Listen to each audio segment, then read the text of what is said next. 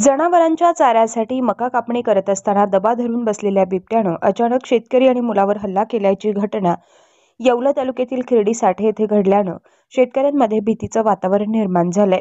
या बिबट्याच्या हल्ल्यात शेतकरी गणेश मोरे आणि बिबट्यात झटापट झाली आहे। या हल्ल्यात शेतकरी गणेश मोरे यांच्या हातापायाला जखम झाली तर बिबट्यानं शेतकऱ्याचा मुलगा सजन मोरे याकडे मोर्चा वळवत हल्ला केला। सजन जखमी झाला। मुलाजवळ बिबट्या गेल्यानं जखमी अवस्थेत असलेले शेतकरी गणेश मोरे आणि परिसरातील शेतकऱ्यांनी आरडाओरडा करताच बिबट्याने तिथून पळ काढला। दोघे जखमींवर नगरसूल येथील प्राथमिक आरोग्य केंद्रात उपचार करत सोडून देण्यात आले।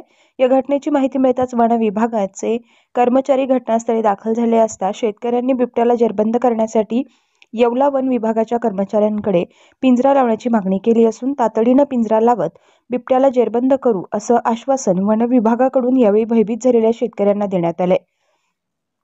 Tejvarta news network Nashik. मी व माझा मुलगा शेतातून मका कापत असताना तिला अचानक पिवळ्या पट्ट्याच्या वाघाने आमच्यावर हल्ला केला। माझा मुलगा साईडला असताना 20 फूट असल्यामुळं मुलग्याला तिकडं जाता नाही आलं। मुलाचं त्यांनी माझ्यावर हल्ला केला।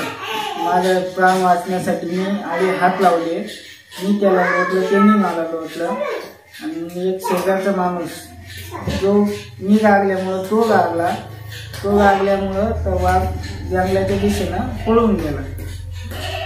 आमच्या मुलीसाठी मग काम जात होता। आमच्या पप्पा वाघाने हल्ला केला तर मग ते पाहून घाबरला। वाघ 22 लोक वर लागले, मग तो वाघ जंगलात पळून गेला।